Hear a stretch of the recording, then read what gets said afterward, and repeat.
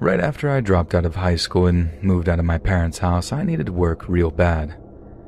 I'd have done pretty much anything for rent money about that time in my life, so I'm lucky, or unlucky depending on how you look at it, that the local cemetery needed employees. At first, the old-timers who had been working there for 20 or 30 years just wondered why someone so young would ever want to be a gravedigger.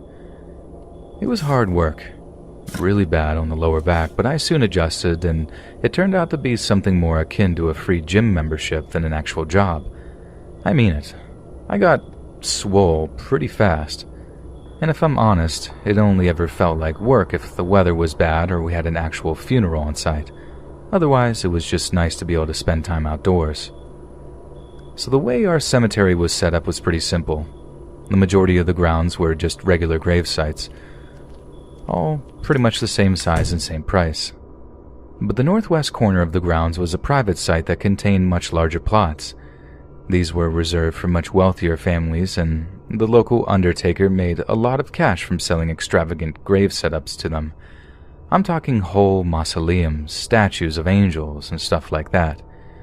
We hardly ever visited that area of the site except for cleaning and maintenance duties, and those were never left to me. I didn't take it personally, but the older guys just didn't trust me with all the cleaning chemicals and whatnot that kept the marble and brass fixtures looking fresh, which is why it was so weird when I got a call one of my days off, asking me if I'd been up to that area recently. My boss was livid. I could hear it in his voice, and he pulled no punches when he asked me if I had been screwing around on the northwest plots. Of course, I told him no, that the last time I'd been up there was to watch one of the old-timers using the marble cleaning chemical as part of my training, and that had been months back.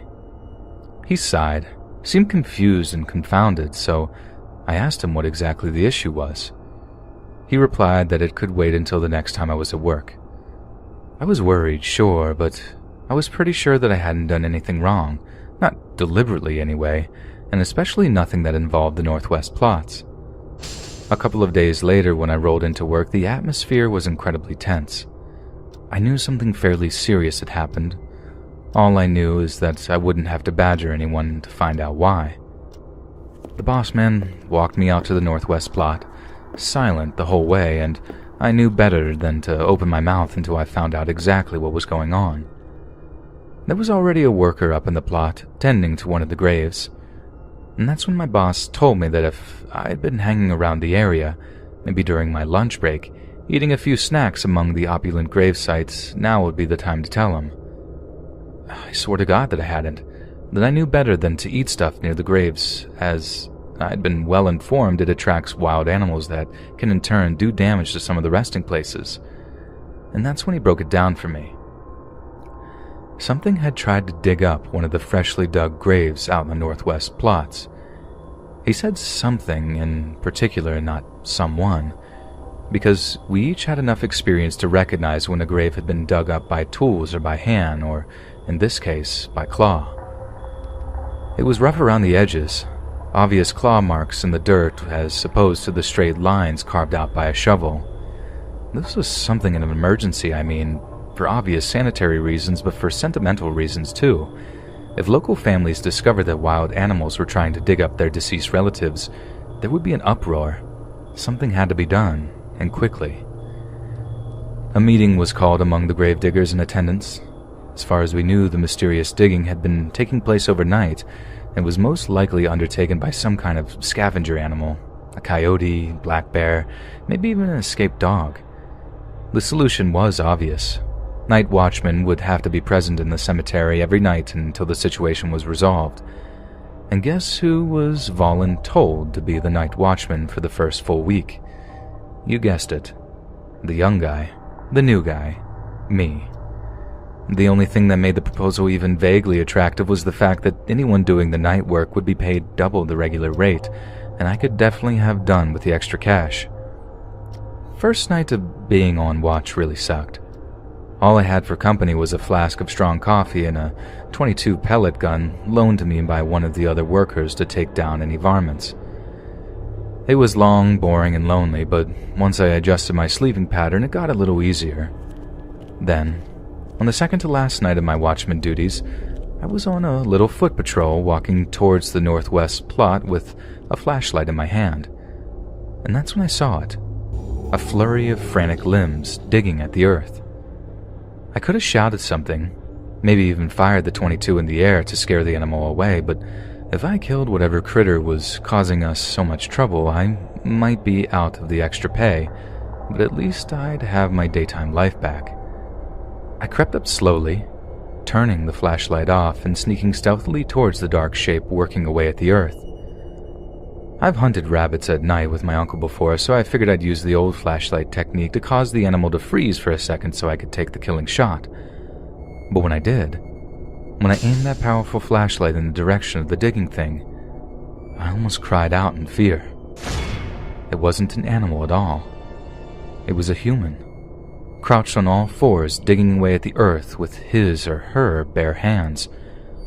I couldn't bring myself to aim the rifle. I was too shocked at what I was looking at. So all I did was start making as much noise as possible, telling them to get out of there, saying I'd call the cops if they didn't comply. They complied all right, but not out of fear. The look in that person's eyes was one of fury, pure anger that they'd been interrupted in their obscene little act. I swear if I hadn't had that rifle with me, if I hadn't the means to defend myself that were obvious to them, I honestly don't know if I'd be here today to tell this story. Needless to say, the other workers didn't believe me in what I saw. Some of them told me they didn't doubt that I'd seen something, that they disputed what that thing was, and I get that, I really do, but still, I don't know what I saw.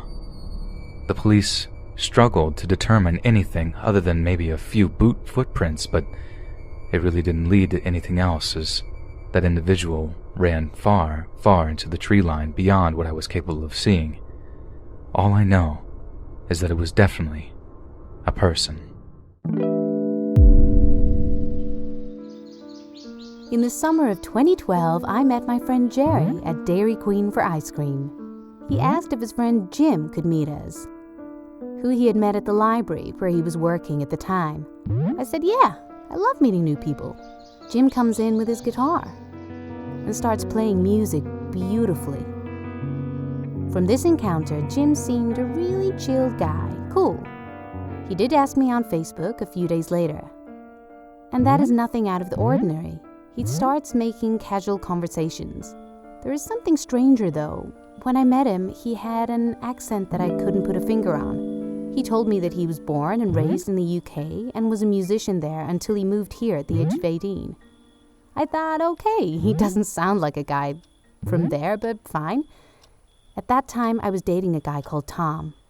Over a few months, Jim was flirting with me, but I made obvious that I was uninterested, and he seemed to get the picture.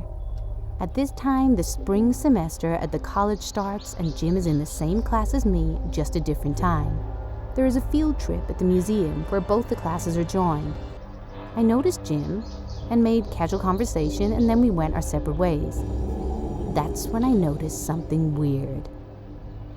We were in a massive museum in Chicago, yet I seemed to see Jim lurking everywhere. It really freaked me out.